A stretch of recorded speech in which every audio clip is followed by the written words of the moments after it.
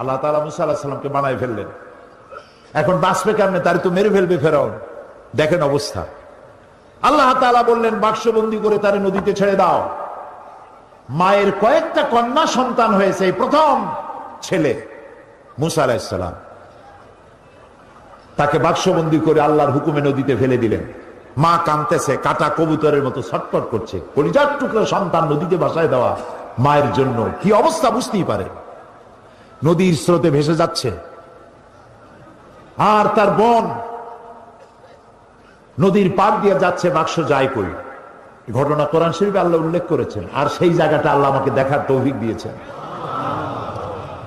ভাসতে ভাসতে এই বাক্স গিয়ে থামলো ঠিক সেইখানে যেখানে ফেরাউন আর আসিয়া দুজনে বসে পড়ন্ত বেলায় নীল দরিয়ার দৃশ্য দেখতেছে, বাতাস খাচ্ছে, ঢেউয়ের তাল দেখতেছে।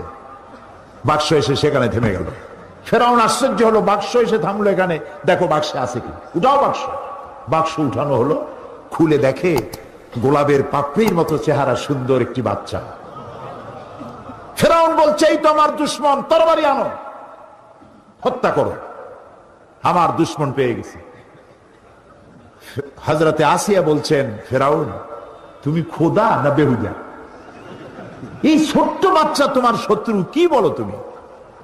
আমাদের তো কোনো বাচ্চা কাচ্চা নাই, মনে হয় আল্লাহ তাআলা আমাদেরকে এই বাচ্চাটা দিয়েছেন, চলো এটাকে আমরা লালন পালন করি, তুমি এর মারি মারি না। বাচ্চা নিয়ে গেল বাড়ি। দেখেন অবস্থা। এখন বাচ্চারে দুধ খাওয়াইতে হবে। যেই বাচ্চা পুরুষ সন্তান বাঁচতে দেবে না যে ফেরাউন, সেই ফেরাউন এই বাচ্চারে দুধ খাওয়াবার জন্য পাগল হয়ে গেছে। ধাত্রীগুলো ডাকা হলো, কোন ধাত্রীর কোলে সে ওঠে না, বাচ্চা কারোর দুধ মুখে নেয় না, খালি কাঁদতেছে। আল্লাহ রাব্বুল আলামিন পরবর্তী সময় হযরত মুসা আলাইহিস সালামকে বলেছেন, মুসা ফেরাউনের ঘরে তুমি কাঁদতেছো আর তোমার মা তোমাকে না পায়া কাঁদতেছে, আমি রহমানুর রহিম এটাকে সহ্য করতে পারি নাই। বোন গিয়ে বলছে ফেরাউনকে, জাহাপানা আমার কাছে একটা ধাত্রীর খবর আছে, ওই মেয়ে লোকটা যে কোনো বাচ্চা কোলে নিলি দুধ খায়। ফেরাউন বলছে নিয়ে আসো, যত টাকা লাগে দেব। বোন গিয়ে তার মায়ের নিয়ে আসে। মা এসে বাচ্চা পেয়ে গেল, বাচ্চা কোলে নিল, বাচ্চা দুধ খাওয়া আরম্ভ করলো। ফেরাউনের বাড়িতে পয়সা দিয়া টাকা দিয়া ফেরাউন রাখলো আর দুধ খাওয়াইল। মুসা আলাইহিস সালাম একটু বড় হলেন, একটু বড় হয়েছেন, নাদুস নুদুস চেহারা। ফেরাউন কোলে নিয়েছে, পয়গম্বরী চেহারা তো, সলিমুদ্দি কসিমুদ্দি মার্কানা। মুসা আলাইহিস সালামের চোখ, তার ঠোঁট, তার ললাট, তার গন্ডদেশ, আল্লাহর পয়গম্বর। আল্লাহ তাআলা মুসা আলাইহিস সালামকে বলেছেন, মুসা তুমি ভয় পাও, আমি তো তোমাকে আমার জন্য বানাইছি। সুবহানাল্লাহ। এই কোরআন শরীফে আল্লাহ বলছেন আমি তোমাকে আমার জন্য বানাইছি। ফেরাউন কোলে নিয়ে মুসা আলাইহিস সালামের মস্তক উঁচু করে করে ঠোঁটটা নামায় দিল। মুসা আলাইহিস সালামের ঠোঁটে ঠোঁট লাগাইয়া চুমা দিবে। যেই না ঠোঁটের কাছে ঠোঁট নিয়েছে, মুসা আলাইহিস সালাম ঠাস করে এক চড় মেরেছে ফেরাউনের গায়ে। ফেরাউন আছাড় মেরে ছেড়ে দিল বাচ্চাকে, বললো যে সত্যিটাই আমার দুশ্মন, তরবারি আন, কেটে ফেলবো। আসিয়া বলছে তুমি তো সত্যি একটা বদ্ধ পাগল, কি আর খোদা তুমি, তোমারে খোদা যারা মানে ওগুলোও পাগল।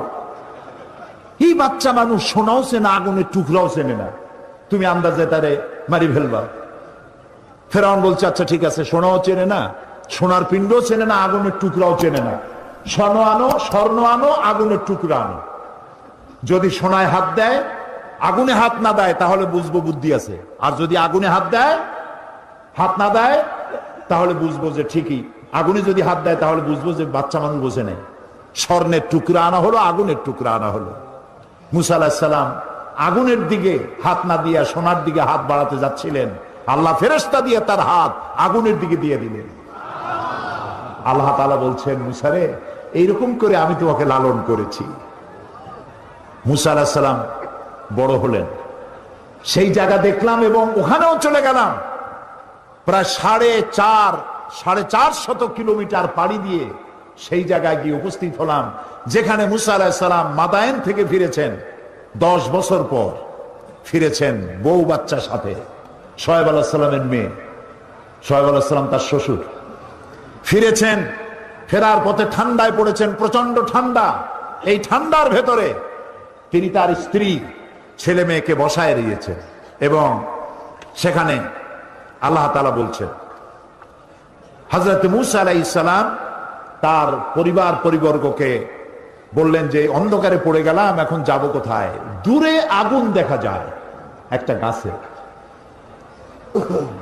إذ رأى نارا فقال لأهلهم كثوا إني آنست نارا لعلي آتيكم منها بقبس أو أجد على النار هدى।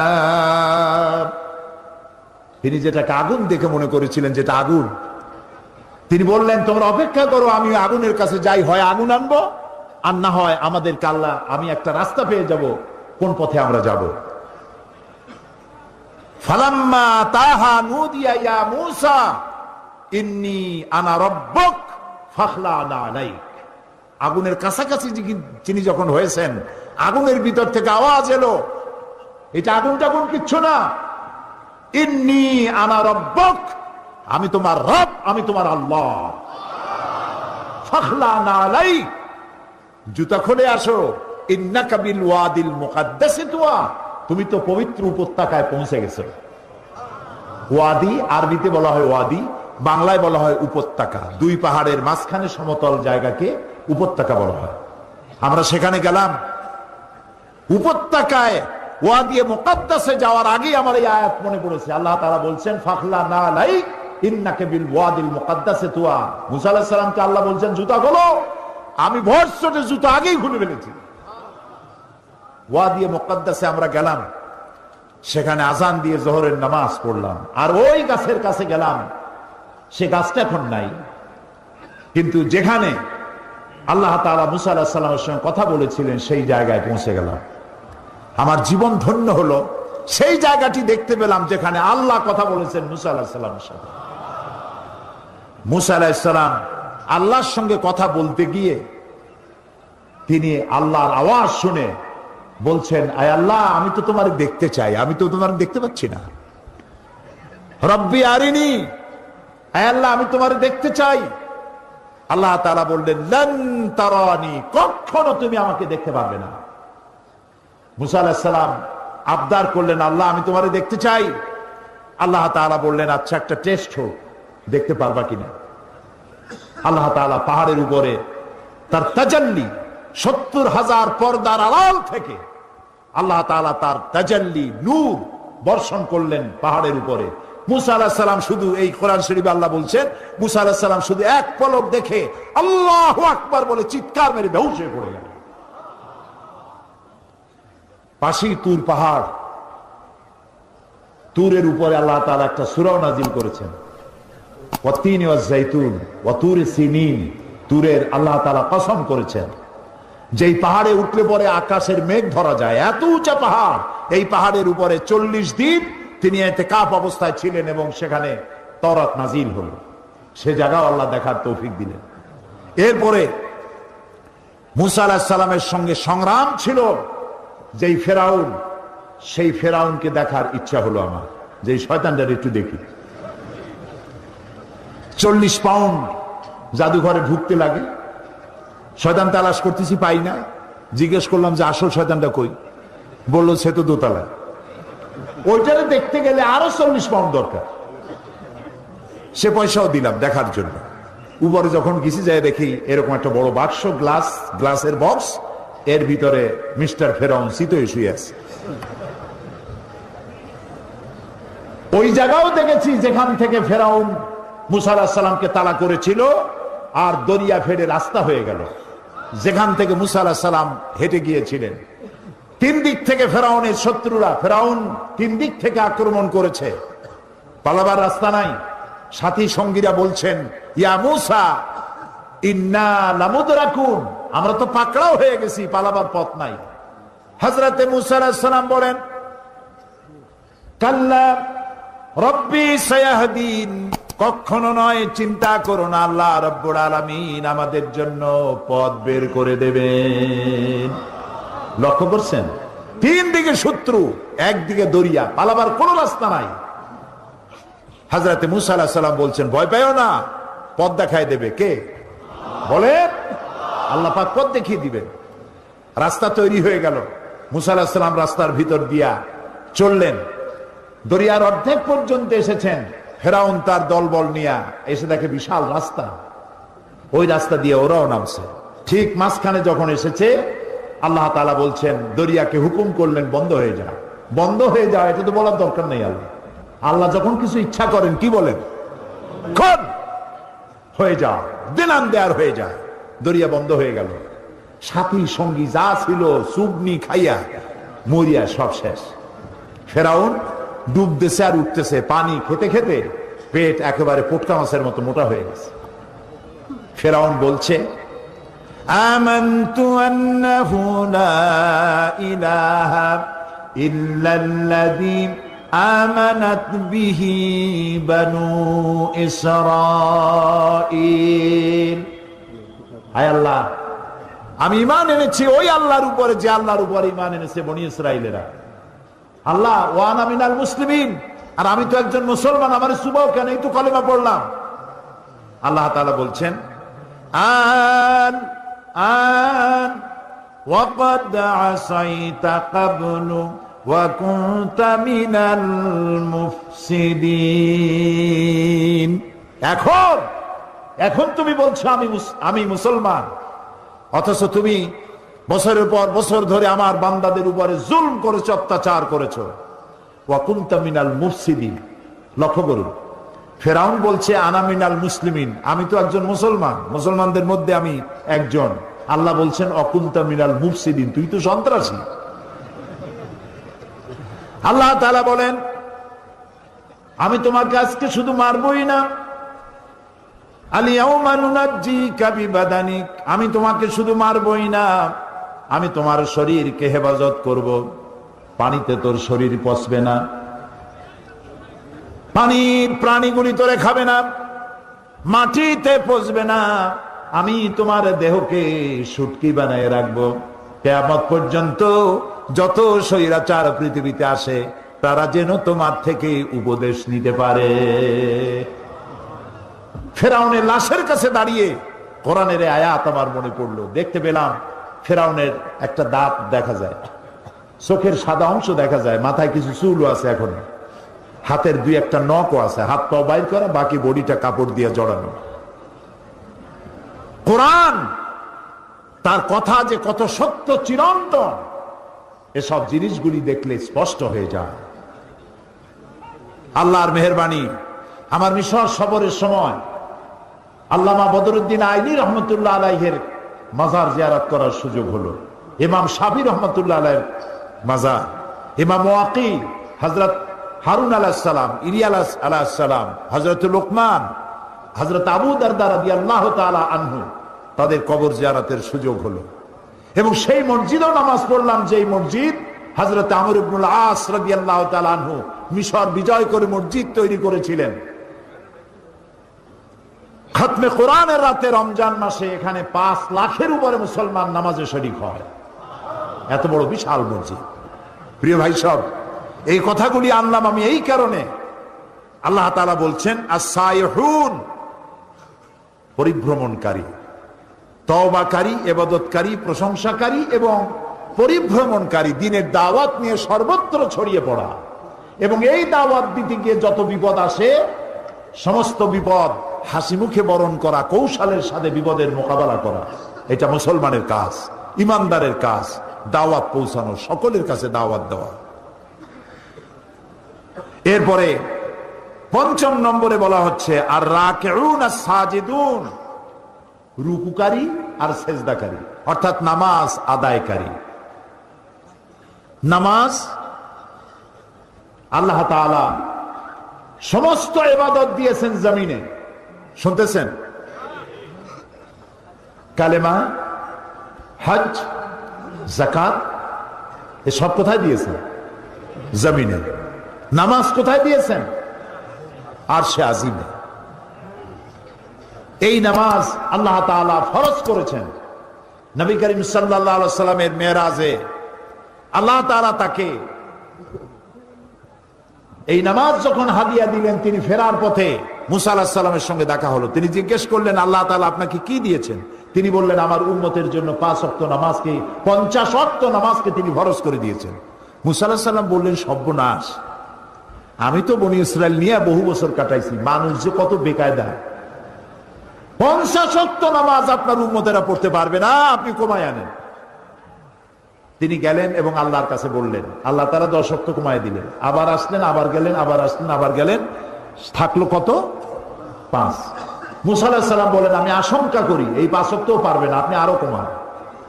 নবী করিম সাল্লাল্লাহু আলাইহি সাল্লাম বললেন, আমি আল্লাহর কাছে আর যাইতে পারবো না, আমার শরম করে। আল্লাহ দিলেন 50 ওয়াক্ত, আপনার বারবার ইনসিস্ট করার কারণে আমি গেলাম, আল্লাহ কমাইতে থাকলেন, আমি আর পারবো না কমাইতে। আল্লাহ রাব্বুল আলামিন বলেন, নবী, আমি আপনাকে 50 ওয়াক্ত নামাজ আপনার উম্মতের জন্য ফরজ করে দিয়েছিলাম, কমাতে কমাতে 5 ওয়াক্ত আনা হলো। যেহেতু আমি আল্লাহ বলেছি 50 ওয়াক্ত, আপনার উম্মতেরা যারা 5 ওয়াক্ত নামাজ আদায় করবে, 50 ওয়াক্তের সওয়াব আমি আল্লাহ তাদের আমলনামায় দিয়ে দেব। তাহলে যে ব্যক্তি নামাজ আদায় করলো সে 50 ওয়াক্ত গেইন করলো, সুবহানাল্লাহ বলেন। আর যে ব্যক্তি নামাজ পড়লো না সে কতটা লস করলো? 50 ওয়াক্ত লস করলো। এই নামাজকে আল্লাহ তাআলা ফরজ করেছেন। মেয়ে লোকের জন্য প্রতি মাসে একটা কনসেশন আছে নামাজের, আল্লাহ মাফ করে দিয়েছেন। তার পিরিয়ড যখন আসবে পড়া লাগবে না, আল্লাহ মাফ করেছেন, আলহামদুলিল্লাহ। এটা মেয়েদের জন্য কনসেশন আল্লাহর পক্ষ থেকে। কিন্তু পুরুষ 2 অবস্থা, পাগল, বেহুশ, এই 2 অবস্থা ছাড়া পুরুষের জন্য নামাজ কোন অবস্থায় মাপ নাই। আল্লাহর নবী বলেন, মান তারাকা সালাতান মুতাআম্মিদান ফাকাদ কাফারা, ইচ্ছে করে যে নামাজ ছেড়ে দিল সে কুফরি করলো। নাউজুবিল্লাহ। রাসূলকে জিজ্ঞাসা করা হয়েছে, আল্লাহর বান্দা এবং কাফের দুটোর মধ্যে পার্থক্য কি? রাসূলুল্লাহ বলেছেন, নামাজ। নামাজ, যে ব্যক্তি নামাজ পড়লো সে ব্যক্তি আল্লাহর বান্দা, যে নামাজ পড়লো না সে কুফরি করলো। নামাজ না পড়া কুফরি, নামাজ না পড়া কি? রাসূলুল্লাহ বলছেন, লা দীনা লিমান লা সালাতা লাহু, যার কাছে নামাজ নাই তার কাছে দিন নাই, ঈমান নাই, চরিত্র নাই, কিচ্ছু নাই। প্রিয় বগুড়াবাসী, প্রিয় উপস্থিতি, ভাই এবং বোনেরা, আল্লাহর নবী বলেছেন, যে ব্যক্তি নামাজ আদায় করে না, ইচ্ছে করে নামাজ ছাড়ে, আল্লাহ এবং রাসূলের সাথে তার কোনো সম্পর্ক থাকে না। সমস্ত সম্পর্ক আল্লাহ কাট করে দেন। আল্লাহ তার দিকে রহমতের নজরে তাকান না। কিয়ামতের দিন আল্লাহ তাআলা রহমতের নজরে তাকাবেন তো নাই। প্রথম প্রশ্ন করবেন বান্দাকে নামাজের কথা। প্রথম প্রশ্ন কি হবে? নামাজ। আল্লাহ তাআলা বলবেন, এই কোরআন শরীফে আছে, আল্লাহ তাআলা বলবেন, আমারে সেজদা দাও। এ হাসরবাসীরা আমারে সেজদা দাও। আল্লাহ তাআলা কোরআন শরীফ বলছেন, শুধুমাত্র নামাজিরা সেজদা দিতে পারবে, আর কেউ সেজদা দিতে পারবে না। পার্থক্যটা তখনই ধরা পড়বে, তারা কাফের, তারা মুসলমান। নামাজ, নামাজ। আচ্ছা বলুন তো, শয়তান আল্লাহর কয়টা হুকুম লঙ্ঘন করেছিল? বলেন। মাত্র একটি। 5 ওয়াক্ত নামাজের মধ্যে আল্লাহর হুকুম কয়টা? ফরজ কয়টা? 17টা। বলেন কয়টা? যে ব্যক্তি 24 ঘন্টায় 5 ওয়াক্ত নামাজকে ছেড়ে দিল, সে আল্লাহর কয়টা হুকুম নষ্ট করলো? শয়তান ওরে দেখে দূরের থেকে সেলুট মারে, বলে, বাবা তুমি আমার থেকেও বড়, আমি মাত্র একটা হুকুম লঙ্ঘন করে শয়তান হয়ে গেছি, তুমি দৈনিক 17টা হুকুম ভঙ্গ করো, তুমি তো শয়তানের বাপ না, শয়তানের দাদা। ট্রাকের পিছনে লেখা থাকে, বিপদ মুক্ত দূরত্ব বজায় রেখে চলুন। দেখছেন না? শয়তান ও বেনামাজি থেকে বিপদ মুক্ত দূরত্ব বজায় রেখে চলে। কোন সময় ওটার উপর আল্লাহর গজব হয় তার ঠিক নেই। প্রিয় ভাই সাহেব, নামাজ, নামাজ নবী করিম সাল্লাল্লাহু আলাইহি সাল্লাম তার জীবনের শেষ কথা যেটা ছিল সেটা হলো নামাজ, নামাজ, নামাজ। আমার উম্মতেরা নামাজ ছেড়ে দিও না। কোরআন শরীফের মধ্যে আল্লাহ তাআলা 82 জায়গায় বলেছেন নামাজ আদায় করো। কয় জায়গায় বলছেন? 82 জায়গায়। আমার আল্লাহ বলেছেন 82 জায়গায় নামাজ, নামাজ, নামাজ আদায় করো। এই নামাজ মানুষকে বিনয়ী করে, এই নামাজ মানুষকে নিজের ছোটত্ব প্রমাণ করে। আর আল্লাহ বড়। নামাজের সব জায়গায় উঠতে বসতে দাঁড়াতে কি বলতে হয়? আল্লাহু আকবার, আল্লাহু আকবার, আল্লাহু আকবার। মানে কি? আল্লাহ সর্বশ্রেষ্ঠ আর আমি তোমার গোলাম। মাথা নিচু আল্লাহ ছাড়া কারো সামনে করা যায় না। আপনাদের মনে আছে 1996-তে আমি যখন পার্লামেন্টে প্রথম গেলাম, আমি গিয়ে দেখলাম সেইখানে মন্ত্রী এমপি গোষ্ঠী সুদ্ধা ভিতরে ঢুকতেছে মাথা নিচু করে, মাথা নিচু করে, ঠিক এইভাবে নিচু করে ঢুকে। আমি জিজ্ঞেস করলাম আমার পাশে যিনি বসা, ভাই আমি তো নতুন মানুষ, পার্লামেন্টে জীবনে আসি নাই, এই যে যারা ঢুকতেছে মন্ত্রী এমপি গোষ্ঠী সুদ্ধা রুকু দিয়ে ঢোকে কেন? কয় না রুকু না, এটা নিয়ম। আপনি তো বোঝেন না। আমি বললাম বুঝি না বলি তো জিজ্ঞেস করতেছে মাথা নিচু করে কেন? দেখেন আমাকে বই দিল, বইতে rules of procedure article number 267, ওখানে লেখা আছে পার্লামেন্টে ঢোকার সময় এবং বেরোবার সময় উভয় অবস্থায় স্পিকারকে সম্মান জানাবার উদ্দেশ্যে মাথা ঝুঁকাইয়া সম্মান প্রদর্শন করিতে হইবে। নাউযুবিল্লাহি মিন যালিক। আমার মাইন্ড স্ট্রাইক করলো। কিন্তু পার্লামেন্টের নতুন মানুষ কেমনে কথা কয় জানি না, কোন কথা বলবো আর বলবে বসেন, বেইজ্জতি কাণ্ড। আমার বুঝতে সময় লাগলো 2-3 দিন পার্লামেন্টে কি সব ধারা নিয়ে কথা বলা যায়। 3 দিনের মাথায় পয়েন্ট অফ অর্ডারে দাঁড়ালাম, 15 মিনিট বক্তব্য রেখেছি। হুমায়ুন রশিদ সাহেব তখন স্পিকার ছিলেন, তিনি মারা গেছেন, আল্লাহ তাকে রহম করুন। আমি তাকে বললাম রুলস অফ প্রসিডিওরের আর্টিকেল নাম্বার 267 এটি কোন মুসলমান মানতে পারে না। মুসলমানের মাথা নত হবে কেবলমাত্র আল্লাহর সামনে, কোন মানুষের সামনে মাথা নত হতে পারে না। কোরআন আর হাদিস দিয়ে বুঝাইলাম। 15 মিনিট স্পিকার আমার দিকে তাকিয়ে থাকলেন। 15 মিনিট শেষ হওয়ার পর, বক্তব্য শেষ করার পর তিনি আমাকে বললেন, মৌলানা সাহেব আপনার বক্তব্যের সাথে আমি 100% একমত, কিন্তু আমি তো এইভাবে এটা বন্ধ করতে পারবো না। এজন্য আপনাকে বিধি মোতাবেক নোটিশ দিতে হবে। নোটিশ কমিটিতে উঠবে, সেখানে আলোচনা হবে, সেখানে আলোচনার সিদ্ধান্ত যেটা হয় সেটা পার্লামেন্টে আসবে, তারপরে আমার রুলিং যাবে। আমি যথাবিহিত নোটিশ দিলাম, আলোচনা হলো। এই আলোচনার পর আমার নোটিশ নিয়ে তদানীন্তন সরকার ডিপ ফ্রিজের মধ্যে আটকাই দিল, আর বের হলো না 5 বছরে। আল্লাহ আবারও আমাকে নির্বাচিত করাইয়া পার্লামেন্টে ঢুকালেন, আর আমার টার্গেট ছিল এটা বন্ধ করতে হবে। এই পার্লামেন্টে এসে আমি আবার এই বিষয় উত্থাপন করলাম, নোটিশ দিলাম, মিটিং এ উঠলো, সিদ্ধান্ত হলো বর্তমান পার্লামেন্ট এটা অ্যাকসেপ্ট করেছে, কিয়ামত পর্যন্ত বাংলাদেশ পার্লামেন্টে আর স্পিকারের সামনে মাথা ঝুঁকাইতে হবে না।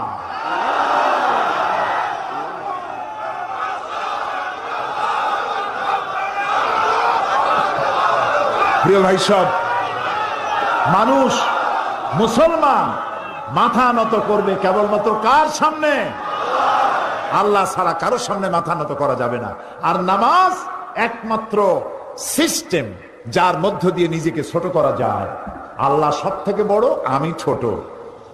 এই ছোটত্ব, অহংবোধ, নিজের অহংবোধ, এটাকে মাটির সাথে মিশাবার জন্য এ পর্যন্ত হাত তুলে দাঁড়ায় মানুষ যখন নামাজে দাঁড়ায় আসামির মতো হয়ে যায়।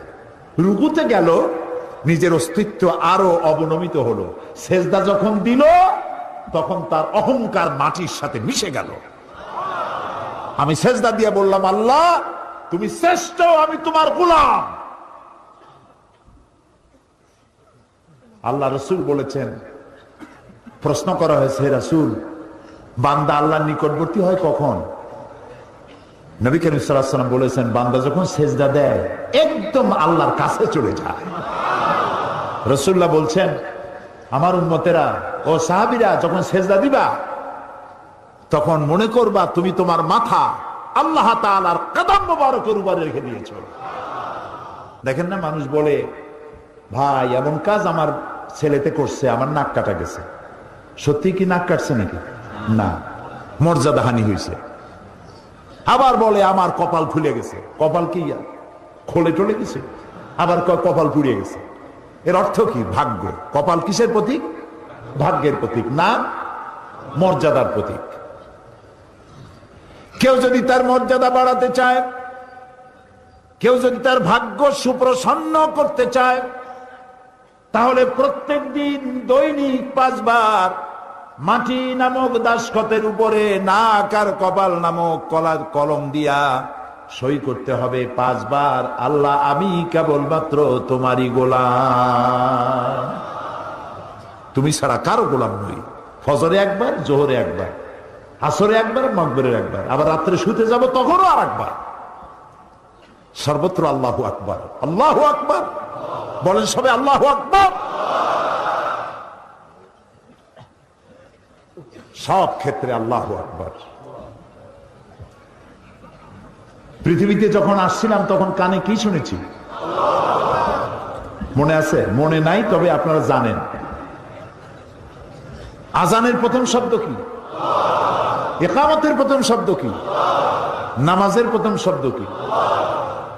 জীবনের শেষ নামাজ সালাতুল জানাজা, প্রথম শব্দ কি? শেষ শব্দ কি? এর দ্বারা প্রমাণ হলো আমার জন্ম থেকে কবরে যাওয়া পর্যন্ত জীবনের প্রতিটি ক্ষেত্রে আমি গোলাম, আমাকে ঘোষণা করতে হবে আল্লাহু আকবার। খুব দুর্ভাগ্য আমার দেশের এরকম রাজনৈতিক দলও আছে যাদের মিছিলে মিটিংয়ে আল্লাহু আকবার শোনা যায় না।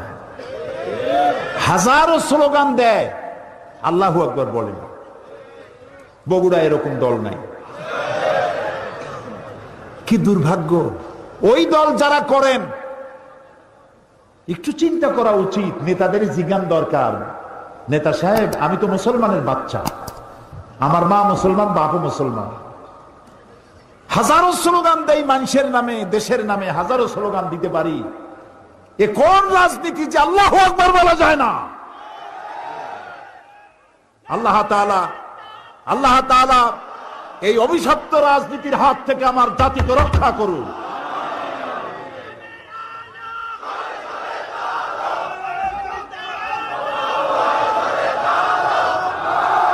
প্রিয় ভাই সব, সুতরাং নামাজ, 5 ওয়াক্ত নামাজ আমরা জীবনে আর ছাড়বো না। যুবকেরা, অনেক যুবক মনে করে এখন তো যৌবন কাল, একটু বিয়ে টিয়া করি, বাচ্চা টাচ্চা হোক, তারপরে ধীরে ধীরে নামাজ ধরবো। তুমি যে বিয়ে করতে পারবা তার কোনো গ্যারান্টি আছে? তোমার যে বাচ্চা হবে তার কোনো গ্যারান্টি আছে? তুমি যে বুড়া হবা তার কোনো গ্যারান্টি আছে?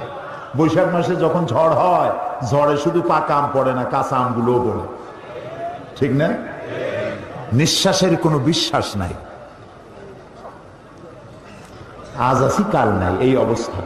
এই যে কথাগুলি শুনলাম, আল্লাহ যেন আজকেই এশার নামাজ যারা পড়ে নাই, আজকে থেকেই যেন এশা থেকে নামাজ শুরু করতে পারি, আল্লাহ যেন তৌফিক দেয়, বলেন আমিন। প্রিয় মুসলমান ভাইরা, নামাজ যে পড়বেন না, মুসলমান দাবি করার তার কোনো হক নাই। নিজেকে মোমেনও দাবি করতে পারবেন না, মুসলমানও দাবি করতে পারবেন না। নামাজ পড়তে হবে, নামাজ। নামাজ। আপনি অফিসার, নামাজ পড়েন। আপনি মন্ত্রী, নামাজ পড়েন। আপনি এমপি, নামাজ পড়ুন। চেয়ারম্যান, নামাজ পড়ুন। ছাত্র, শিক্ষক, মেয়ে লোক, পুরুষ লোক, মুসলমান, নামাজ। নামাজ নামাজ হয়ে গেছে, দোকান বন্ধ করে দাও। মক্কা শরীফ, মদিনা শরীফ যায় দেখেন, যখনই আজান হয়ে যায় সব দোকান বন্ধ করে দেয়। আর আমরা দোকান বন্ধ আমার দেশে করে না, যে দোকান বন্ধ করলে বেচা কিনে কম হয়ে যাবে। আরে ভাই, আল্লাহর নামাজ পড়তে যাচ্ছেন, কামাইতে বরকত দেওয়ার মালিক কে? আপনি নামাজের জন্য দোকান বন্ধ করে যে নামাজে গেলেন, এই যে সময়টা গেল, হতে তো পারে নামাজ পড়ে আসার পর একজন খরিদ্দার এমন পাবেন যাতে ওই সময় যত খরিদ্দার আসতো একজনে সব কিনে নিয়ে যাবে, হতে পারে না? এই জন্য আল্লাহকে সেজদা দেন বেশি করে, নামাজ ভুলবেন না। অফিসার হন, যেই হন, পুলিশ, বিডিআর, আর্মি, সরকারি ডিউটি যখন করবেন, নামাজ যদি কাজা হয়ে যায়, হতে পারে সরকারি কাজে ঘন্টার পর ঘন্টা ডিউটি পালন করছেন, নামাজ পড়তে পারেন না, যখনই আপনি সময় পেলেন তখনই নামাজটা আদায় করে নিন, নামাজ ভুলে যাবেন না। আচ্ছা, আজকে কি আমরা এই ওয়াদা করতে পারবো যে জীবনে আর নামাজ ছাড়বো না? পারবো? যারা পারবেন কেবলমাত্র তারাই দুটি হাত উঁচু করুন, বলেন ইয়া আল্লাহ, তোমার পবিত্র নামে শপথ করি, কসম করি, ওয়াদা করি, যতদিন পর্যন্ত মালাকুল মউত আমার মাথার কাছে না আসতেছে ততদিন পর্যন্ত ফরজ নামাজ, ফরজ রোজা আর ছেড়ে দেব না, আর ছেড়ে দেব না, আর ছেড়ে দেব না। আয় আল্লাহ, আমার মৃত্যু পর্যন্ত আমার এই ওয়াদা আমাকে পালন করার তৌফিক দাও, আমিন ইয়া রাব্বাল আলামিন। হাত নামা। আমি কি জোর করে হাত তুলেছি? আপনারা হাত তুলেছেন, ঠিক না? দেখলেন কে? সাক্ষী কে? এবার কিন্তু বিপদে পড়ে গেছে। আল্লাহ তাআলা যারা হাত তুললো, আমি মুসাফির, মুসাফিরের দোয়া কবুল হয়, রাসূলুল্লাহ বলেছেন। আমি দোয়া করি সকলকে নিয়ে, আল্লাহ আজকে যারা হাত তুললেন জীবনের অতীতের ভুল তাদের মাফ করে দাও, এবং ভবিষ্যতে এক ওয়াক্ত নামাজ যেন কেউ ছেড়ে না দেয়, সবাইকে নামাজ আদায় করার তৌফিক দান করো। এই জাতি যদি নামাজি হয়, আল্লাহর রহমত বৃষ্টির মতো নাজিল হতে থাকবে। আল্লাহ রাব্বুল আলামিন বলেন, ওয়ালাউ আন্না হানাল কুরা আমানু ওয়াত্তাকাউ লাফাতাহনা আলাইহিম বারাকাতিম মিনাস সামাই ওয়াল আরদ। দেশের লোকেরা, জনপদের লোকেরা যদি আমার উপর ঈমান আনে আর আমাকে ভয় করার নীতি অবলম্বন করে চলে, দুইটা কাজ। কয়টা কাজ? কে বলতেছে? আমার উপর যদি ঈমান আনে আর আমাকে ভয় করার নীতি অবলম্বন করে যদি চলে, তাহলে ওই জমিনের মানুষের জন্য আমি আল্লাহ আকাশ আর জমিনের বরকতের সব দরজা খুলে দেব। প্রিয় ভাই সব, আল্লাহ আমাদের নামাজ আদায় করার তৌফিক দিন।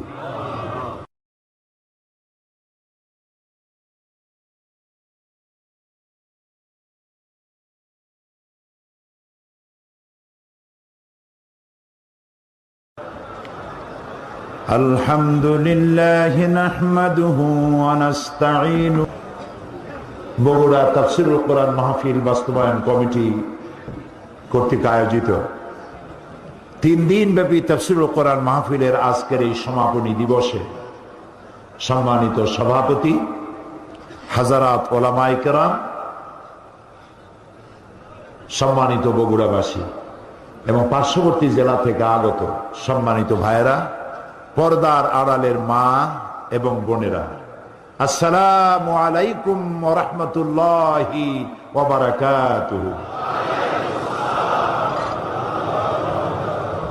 আমরা আল্লাহ সুবহানাহু ওয়া তাআলার দরবারে লাখো কোটি শুকর আদায় করি যে মহান আল্লাহ তাবারক ওয়া তাআলা বগুড়া ঈদগাহ ময়দানকে আর জনসমুদ্রে পরিণত করে দিয়েছেন।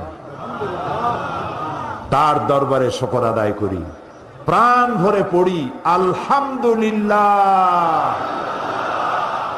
রব্বানা লাকাল হামদ হামদান কাসীরান তাইয়্যিবান মুবারাকান ফীহি ইয়া রাব্বি লাকাল হামদু কামা ইয়ানবাগি লিজালালি ওয়াজহিকা ওয়া আযীমি সুলতানিকা। আমরা প্রাণ ভরে আল্লাহ সুবহানাহু ওয়া তাআলার শুকর আদায় নিলাম, যিনি এই শান্তিপূর্ণ পরিবেশ, জান্নাতি পরিবেশ সৃষ্টি করেছেন। আলহামদুলিল্লাহ।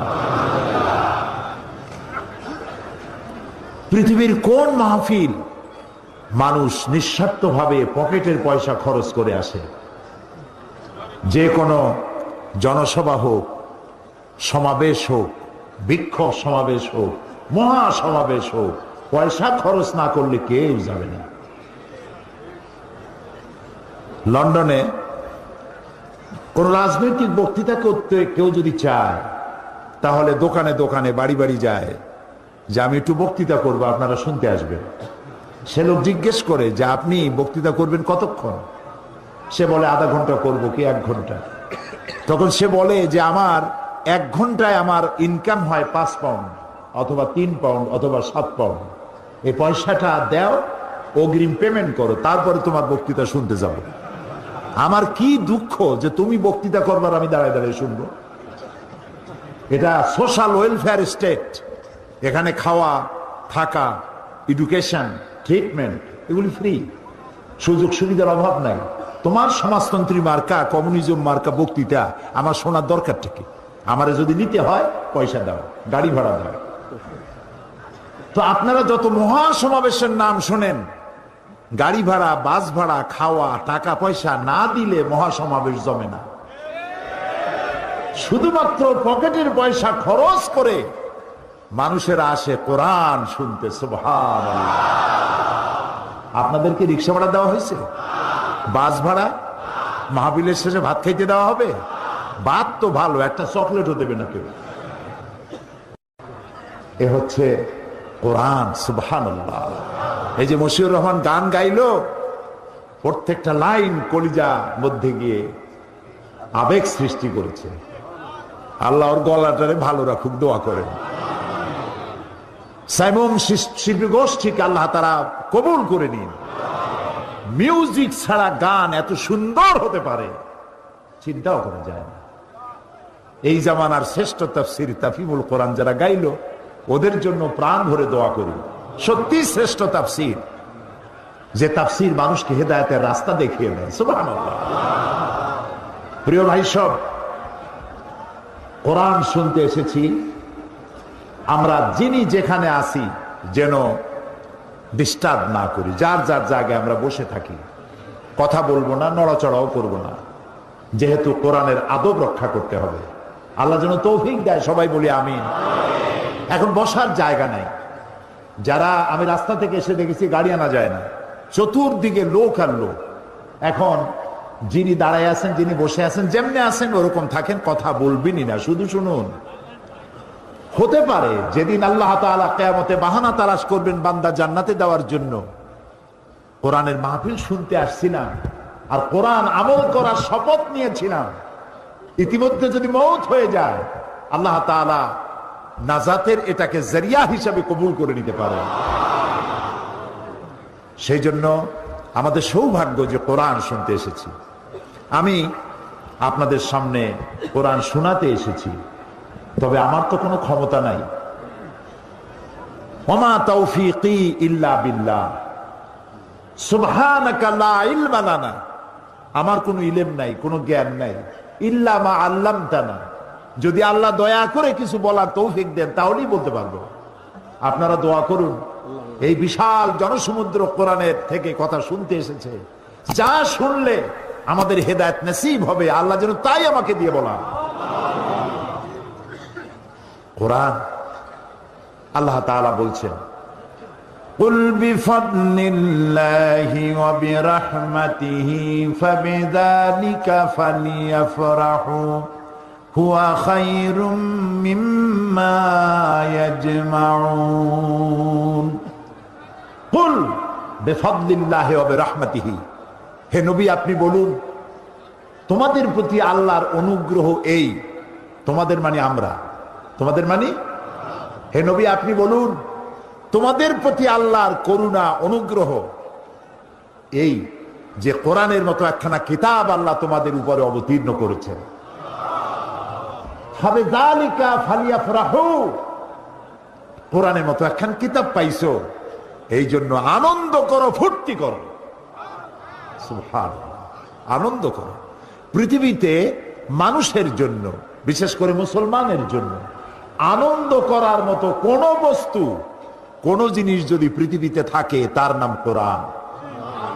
হুয়া খায়রুম মিম্মা ইয়াজমাউন, আল্লাহ তাআলা বলছেন পৃথিবীর সব মানুষেরা যা কিছু অ্যাচিভ করেছে, যা কিছু অর্জন করেছে, তার থেকে কোরআন উত্তম। আল্লাহ বলছেন আনন্দ করো। আমরা আনন্দ করি, আমরা আনন্দ করি। কবে আনন্দ করি? আনন্দ করি, আমাদের জাতি আনন্দ করে 16ই ডিসেম্বর বিজয় দিবস, 26শে মার্চ স্বাধীনতা দিবস, ইন্ডিয়া করে 15ই আগস্ট, পাকিস্তান করে 14ই আগস্ট, সৌদি আরব করে 23শে সেপ্টেম্বর।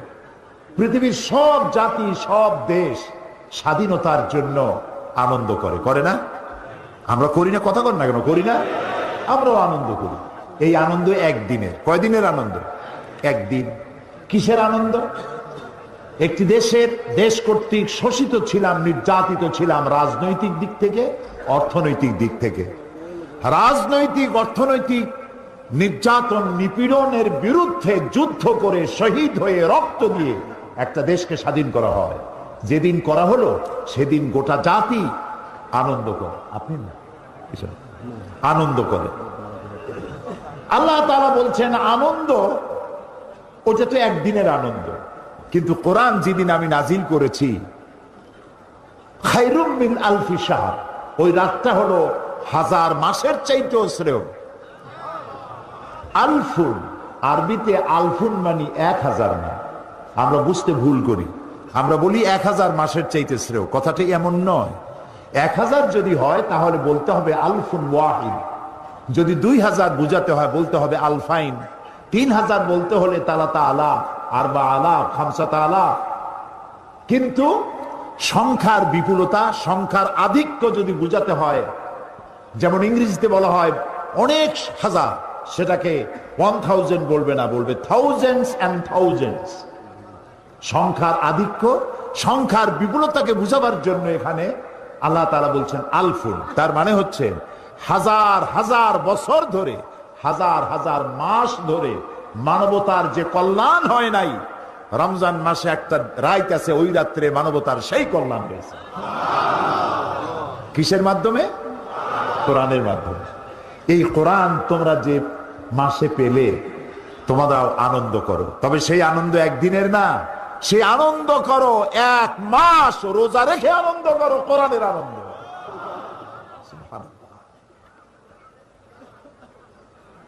সেই কোরআন একটা মৃত্যুপ্রায় জাতিকে উদ্ধার করেছিল পৃথিবীতে।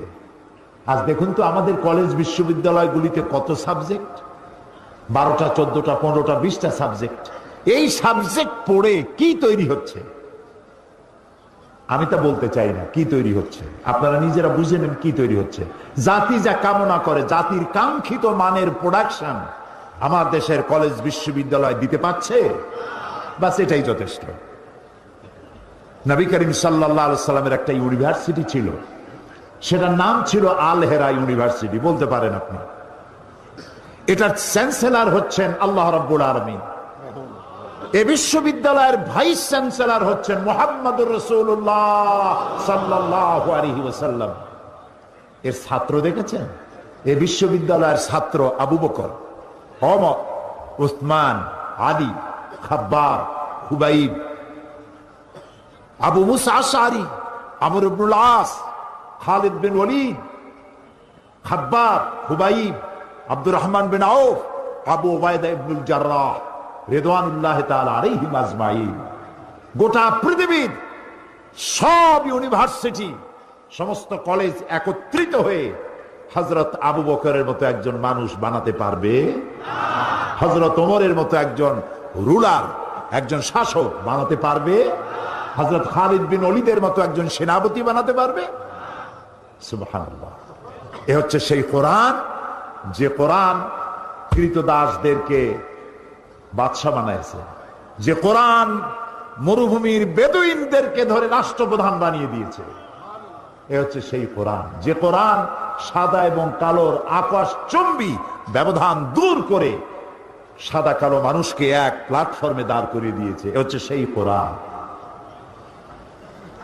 সেই কোরআনের বিশদ আলোচনা আমি তো করতে পারবো না। আমি যেখান থেকে আলোচনা শুরু করেছিলাম নিশ্চয়ই আপনাদের মনে আছে। কোন সূরা বলেন তো? কত নম্বর আয়াত?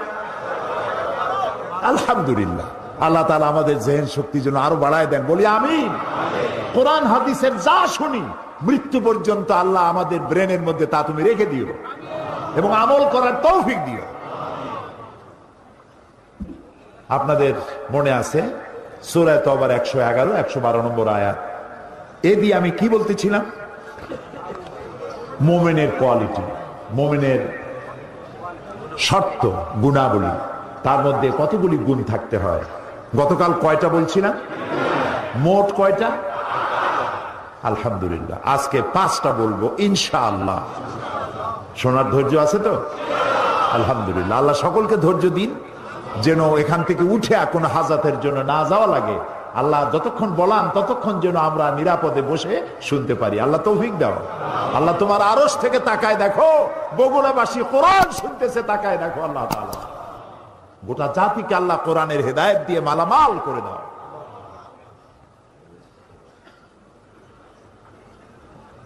আল্লাহ তাআলা বলছেন, গতকালের মতো আসুন শয়তানের ওয়াসওয়াসা থেকে পানাহ চাই আল্লাহর কাছে।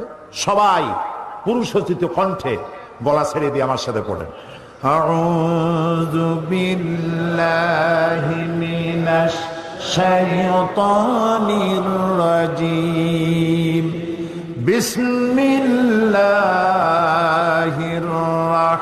রাহমানির রহিম।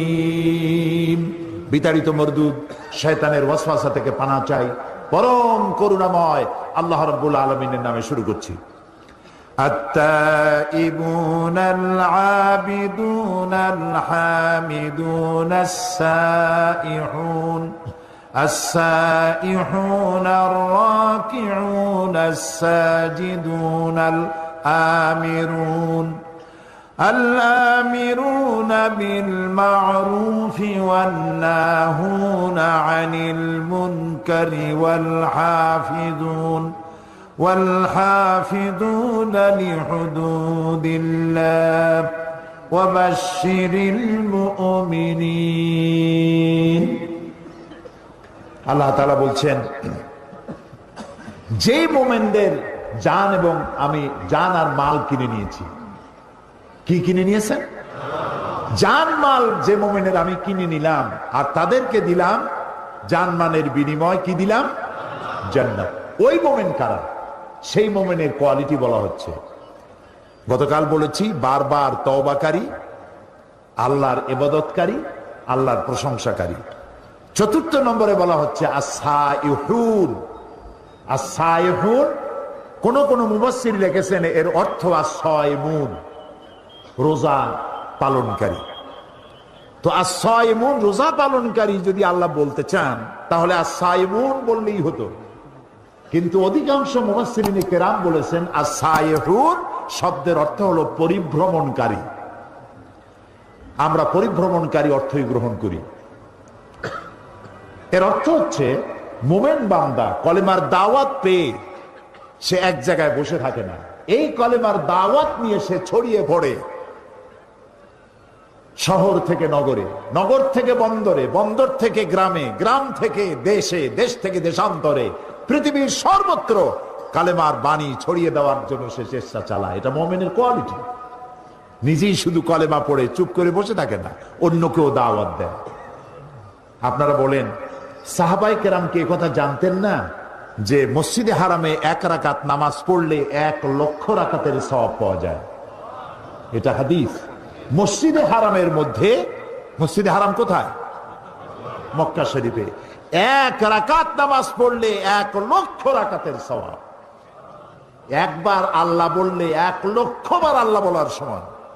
1 খতম কোরআন শরীফ পড়লে 1 লক্ষ বার খতম করার সমান। সাহাবায়ে কেরাম জানতেন না? অবশ্যই জানতেন। এই ইবাদতের জন্য তাদের লোভ ছিল না? অবশ্যই ছিল। তারপরেও ইকামতে দ্বীনের দায়িত্ব নিয়ে তাদের কারো কবর হয়েছে চায়না, কারো কবর হয়েছে বসনিয়ায়, চেচনিয়ায়, রাশিয়ায়, জাপান, চায়না, এসব জায়গায় সাহাবায়ে কেরামদের কবর রয়েছে। দূর থেকে দূরান্তে কালেমার দাওয়াত নিয়ে তারা ছড়িয়ে পড়েছে। এই জন্য পরিভ্রমণকারী অর্থাৎ দ্বীনের দাওয়াত নিয়ে ছড়িয়ে পড়ো সর্বত্র। দাওয়াত দেওয়া তোমার জন্য ওয়াজিব, ফরজ। আমরা হচ্ছে উম্মতে দাওয়াত। আমরা কি? উম্মতে দাওয়াত। কিয়ামতের দিন কোন মানুষ যদি আল্লাহর দরবারে দাঁড়ায় বলেন, আয় আল্লাহ রাব্বুল আলামিন, আমি দ্বীনের দাওয়াত পাই নাই, ইসলামের দাওয়াত পাই নাই, কোরআন হাদিসের দাওয়াত পাই নাই, তাহলে কিয়ামতের ময়দানে এই কথা যদি কোনো অমুসলিম বলে, মুসলমানের আল্লাহর দরবারে দায়ী হয়ে যাবে। তোমরা উম্মতে দাওয়াত। প্রিয় ভাই সব, আমরা নামাজ পড়ি, কিন্তু আমার প্রতিবেশী নামাজ পড়ে না, আমি কি তাকে কখনো নামাজের দাওয়াত দিয়েছি? আমার প্রতিবেশী সুদ ঘুষের মধ্যে লিপ্ত আছে, আমি সুদ ঘুষ খাই না, এর কাছেও যাই না, আমি কি তারে বাঁচাইতে চেষ্টা করেছি? যদি না করে থাকি, তাহলে এই দাওয়াতের হক আমি আদায় করতে পারি নাই। লূত আলাইহিস সালামের কওম, এই কোরআন শরীফের মধ্যে আছে, আল্লাহ তাআলা বলছেন তার কওম যে বদফেল করেছিল, সেই বদফেলের কারণে আল্লাহ তাআলা গজব দিলেন, জিবরাইলকে পাঠালেন জমিনটারে উল্টায় দাও। লূত আলাইহিস সালাম তার মেয়ে এবং তার উপরে যারা ঈমান এনেছে তাদেরকে আগে বাইর করো, তার স্ত্রীকে বাইর করো না, যেহেতু তার স্ত্রী কাফেরদেরকে সহযোগিতা করেছে, তার স্ত্রী সুদ্ধা, পুরা জমিনটাকে উল্টায় দাও, জবরকে জের বানায় দাও।